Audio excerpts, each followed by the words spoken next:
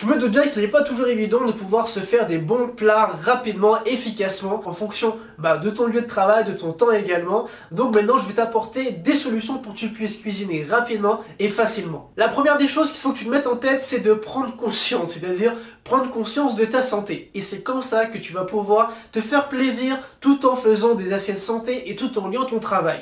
Donc prends conscience que ta santé a une importance. Donc commence déjà par te faire 2 colonnes, d'accord? Une colonne où tu vas mettre tous les avantages que ça t'apporte, le fait de pouvoir bien manger correctement, et de l'autre côté, mettre tous les avantages si tu ne fais pas cet effort. Ce premier conseil te permettra de bien conscientiser les avantages et les inconvénients de ne pas faire l'effort de manger sainement tous les jours. Deuxième conseil, organise-toi. Et je me doute bien, c'est pas forcément facile, mais dans chaque chose de ta vie, il faut que tu t'organises. Et c'est une question qui revient souvent. Comment je fais pour m'organiser alors que j'ai beaucoup de travail dans mon quotidien? Comment je fais justement pour lier ma santé et également mon travail au quotidien et ma famille? Mais ça, tu vois, c'est quelque chose que tu devrais arrêter de te poser comme question parce que c'est une évidence. Il faut que tu mettes de l'ordre dans tout ça. Il faut que tu arrives à mettre chaque chose à sa place. Tout simplement parce que l'organisation, c'est la clé.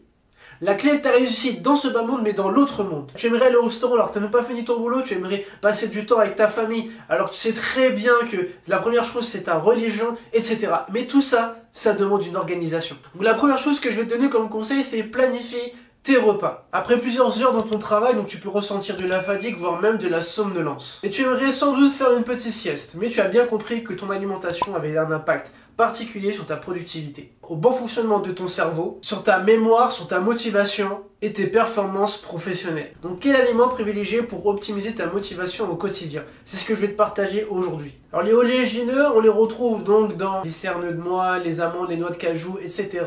Et ils sont très reconnus pour leur aspect rassasiant et également leur aspect antioxydant. Ils sont également riches en protéines et en matières grasses.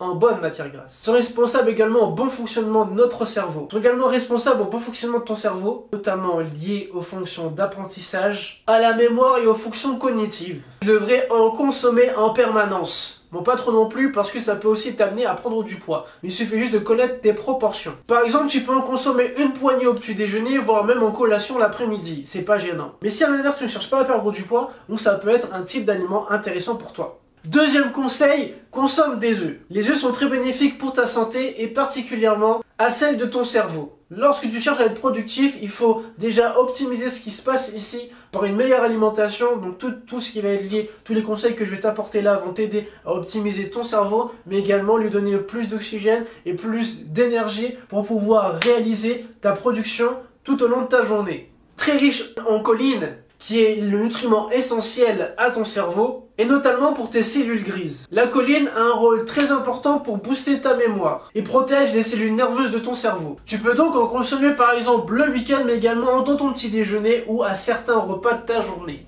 On ne force pas non plus, même s'il y a des légendes qui disent que consommer trop d'œufs peut augmenter ton cholestérol, ne t'amuse pas non plus, alors que ce n'est pas vrai, ne t'amuse pas non plus à en consommer en trop grande quantité. Tu peux très bien accompagner tes œufs d'une source de légumes, voire peut-être de féculents mais en faible quantité. Et il existe des tas de recettes, notamment dans mon accompagnement, pour t'aider à avoir diverses assiettes avec des œufs. Troisième conseil, consomme des poissons gras. Donc tu peux consommer plein de poissons gras, donc par exemple du saumon, des harengs, du maquereau, etc.